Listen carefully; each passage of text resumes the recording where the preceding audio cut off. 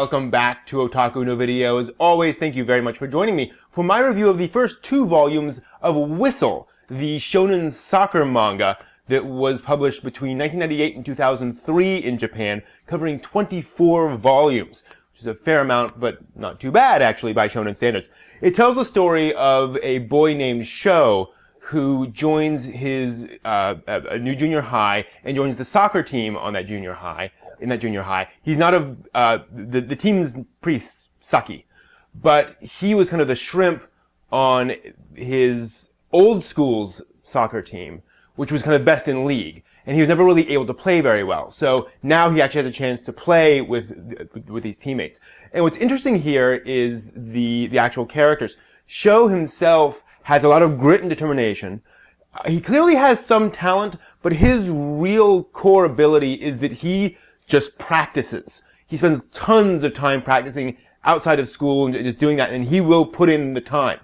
And that's really about it. He's not a leader. He's not the Goku or Toriko or Luffy who is leading the group and really, pushing forward. He's just quietly sitting there improving his skills.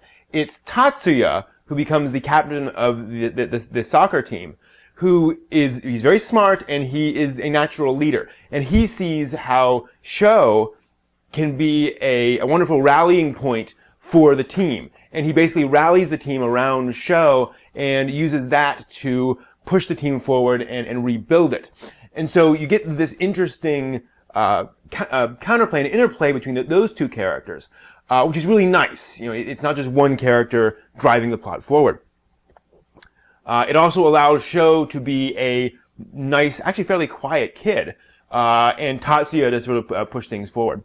And of course, there are other players on the team, and that's another thing that I appreciate. The team has a pretty varied set of players. Some are pretty good, some are not very good at all, but just really love playing soccer.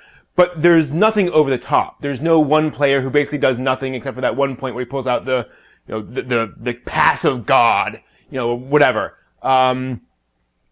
These are all junior high school students who play soccer for various reasons. And some of them kind of suck, but they're there because they're there and they keep on doing it and they're trying to get better.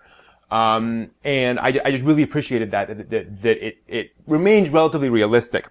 And the dialogue itself is actually pretty low key by shonen standards. You don't get a lot of these over-the-top screaming matches that you get in a lot of shonen titles. Characters don't really butt heads the way I'm used to seeing them. Partly because Sho is actually fairly quiet. So the other characters actually spend a fair amount of time just sort of drawing him out and asking him questions. Not that he's completely taciturn, but he's just quietly sitting there practicing. All he wants to do is sort of practice and play soccer.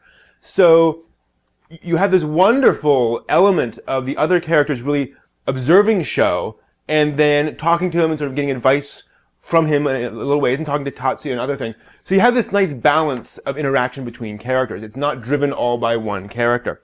And so the story of these 2 volumes concerns the team coming together for their first big match. And as I mentioned, the team varies quite a bit amongst various characters. And it's actually a really smart way of doing things in that this team has really been fallen apart for so long that it's really coming together for the first time here.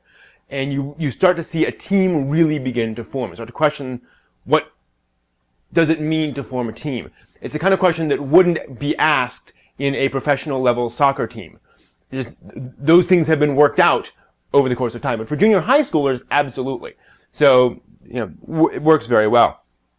Now, the artwork has this very interesting roundedness to it.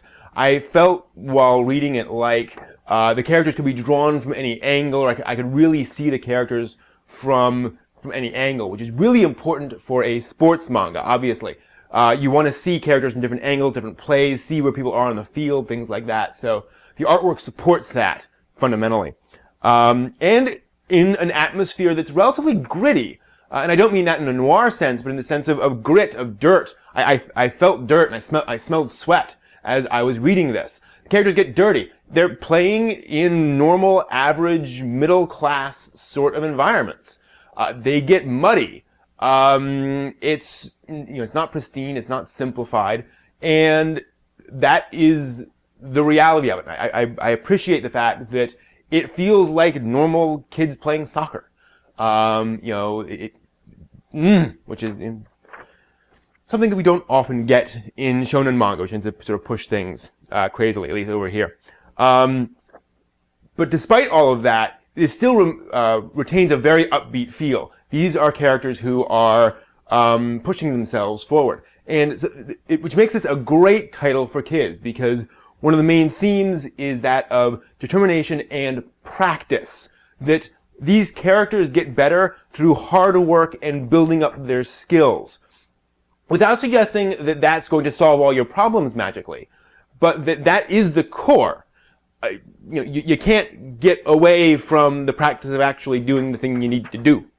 So this really celebrates that and shows how important, how fundamental that is to success. Other things are involved, but that is really the core pillar of success, at least in Whistle. So good on them for doing that. So those are my thoughts on the first 2 volumes of Whistle. The entire thing is available in English from Viz, so you can get it pretty much anywhere. It's readily available, and I hope you enjoy it. So that's it for me. If you want to talk about Whistle or other anime and manga in general, please stop by my website at otakunovideo.net, where I got a forum and all sorts of different ways we can talk. So that's it. Thanks for watching, and until next time, good luck catching that pass.